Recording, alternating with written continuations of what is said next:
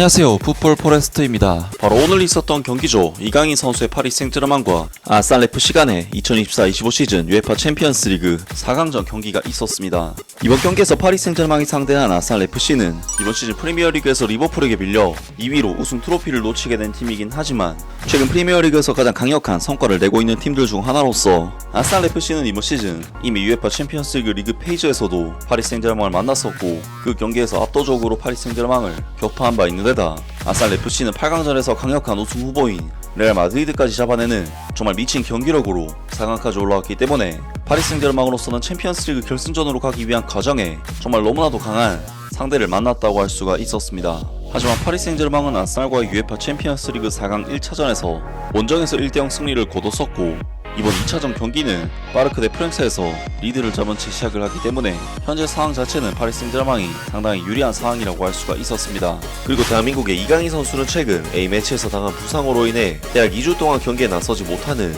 불운을 겪었지만 최근 이강인 선수는 거의 한 달 만에 파리 생제르맹에서 선발 출전도 하면서 오랜만에 복귀한 선수라 하기에는 믿기 힘든 좋은 경기를 보였었고 충분히 파리 생제르맹에서도 역할을 해낼 수 있는 선수라는 것을 증명하는 모습을 보였지만 최근에 있었던 프랑스 리강 경기에서 부상을 당하면서 이번 경기 출전은 불투명해진 상황이었는데요. 그리고 이번 경기에서 파리 생제르맹의 루이스 엔리케 감독은 잔루이지 도나루마 골키퍼, 아슈라프 하키미, 마르키뉴스, 윌리안 파초, 누누 멘데스, 주앙 네베스, 비티냐, 파비안 루이스, 브래들리 바르콜라, 데지레 두에, 흐비차 흐바라첼리아 선수까지 역시나 워낙 중요한 경기인 만큼 현재 파리 생제르맹이 내세울 수 있는 최선의 라인업이 가동이 되었고 부상 문제가 있는 우스망 덴벨레 선수는 일단 벤치에서 경기를 시작하게 되었으며 마찬가지로 부상이 있었던 이강인 선수는 부상에서 빠르게 회복해서 벤치 명단에 이름을 올렸습니다. 그리고 아스날의 미켈 아르테타 감독 역시 다비드 라야 골키퍼, 위리엔 팀버르, 윌리엄 살리바, 야쿠 키비오르, 마일스 루이스 스켈리, 토마스 파티, 디크란 라이스, 마틴 웨데고르,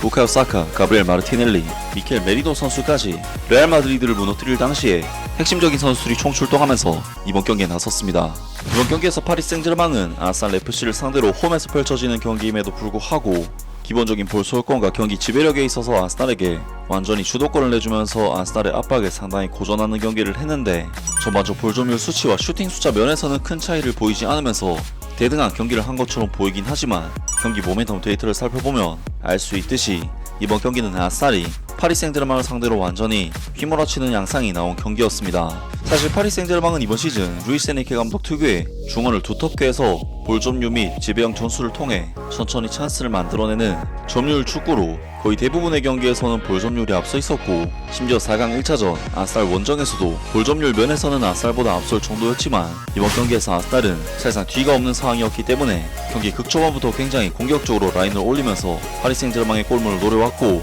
파리 생제르맹은 예상 이상으로 더욱 공격적으로 달려드는 아스날에게 경기 초반 위협적인 찬스들을 내주면서 힘든 경기를 했습니다. 아스날은 전반전 2분 만에 위리엔 팀버르 선수의 크로스를 디크란 라이스 선수가 골문 바로 앞에서 헤더로 연결했지만 이것이 빗나가면서 결정적인 찬스가 무산됐고 전반전 3분에도 아스날은 골문 바로 앞에서 가브리엘 마르티넬리 선수가 결정적인 슈팅을 시도했지만 1차전부터 정말 미친 선방쇼를 선보였던 잔루이지 도나루마 골키퍼가 또다시 슈퍼 세이브를 해내면서 아스날의 찬스를 번번이 무산시켰습니다. 그리고 전반전 7분에도 아스날의 마틴 웨데고르 선수가 코너킥 상황에서의 세컨볼을 자신 있는 왼발 슈팅으로 가져갔지만 또다시 도나루마 골키퍼가 슈퍼 세이브로 슈팅을 막아내면서 아스날은 사실상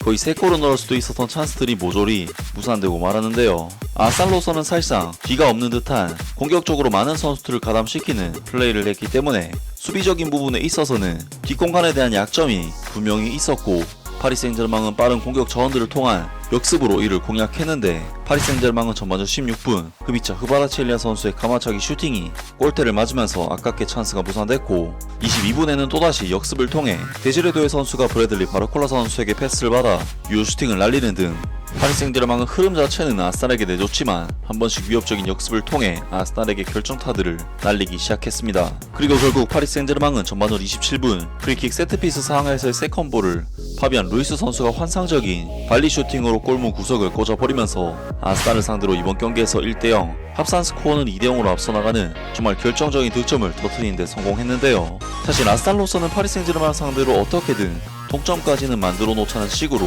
휘몰아쳤기 때문에 오히려 실점을 허용한 상황이 충격적인 일이 아닐 수가 없었고 파리 생제르맹은 30분에도 역습을 통해 브래들리 바르콜라 선수가 결정적인 슈팅으로 득점에 근접하는 등 파리 생제르맹은 아스날을 상대로 전체적인 경기 흐름에서는 밀렸지만 굉장히 효율적인 부분에서 우위를 보이면서 1대0의 스코어로 전반전을 마무리를 했습니다. 그리고 파리 생제르맹과 아스날은 사실 전반전과 마찬가지로 아스날은 넣어야 하고 파리 생제르맹은 지켜야 하기 때문에 아스날이 파리 생제르맹을 상대로 완전히 휘몰아치는 경기를 하면서 파리 생제르맹의 골문을 노렸지만 63분 부카요 사카 선수가 시도한 결정적인 가마차기 슈팅이 또다시 돈나루마 골키퍼에게 막히면서 찬스가 무산이 됐고 65분에는 마일스 루이스 스켈리 선수가 핸드볼 반칙으로 PK까지 내주면서 정말 최악의 위기에 빠지고 말았는데요. 하지만 그나마 파리 생제르맹의 PK 찬스는 다비드 라야 골키퍼가 막아내면서 0대2의 스코어가 유지가 되는데 파리 생제르맹은 72분 아슈라프 하키미 선수가 완전히 쐐기를 박는 추가골을 터뜨리면서 사실상 승부를 가르는 3대0의 스코어를 만들어냈고 파리 생제르맹은 이후 부카요 사카 선수에게 실점을 내주긴 했지만 그대로 승리를 굳히면서 UEFA 챔피언스리그 결승 진출을 달성해냈습니다. 그리고 이번 시즌에도 이강인 선수의 엄청난 유관력은 또다시 발동이 되고 있는데 일단 파리 생제르맹은 2025년 1월에 있었던 AS 모나코와의 드로페 대 샹피옹을 우승하면서 이미 이번 시즌 첫 우승을 달성했고 이강인 선수는 파리 생제르맹 이적 1년 5개월 만에 4번째 우승을 달성하는 좋은 커리어를 이어갈 수가 있었는데요. 그리고 파리 생제르맹은 쿠프 드 프랑스에서도 무려 결승전까지 올라가 있는 상황인 만큼 우승이 유력한 상황인데 심지어 파리 생제르맹은 쿠프 드 프랑스 결승전에서도 일부 리그 15위 클럽인 스타드 랭스를 상대하게 되는 상황인 만큼 결승전에서도 사실상 승리가 유력한 컵대회 우승까지 확정적인 상황이라고 볼 수가 있는데요. 그리고 파리 생제르맹의 미친 기세는 프랑스 리강에서도 여전한 클래스를 과시하고 있는데 리그 경기를 무려 6경기나 남겨두고 있는 상황임에도 2024-25 시즌 프랑스 리강을 조기에 우승을 확정짓는 그야말로 미친 결과를 만들어내면서 프랑스 리강 무대에서 4시즌 연속 우승 트로피를 들어올리는 데 성공을 했습니다.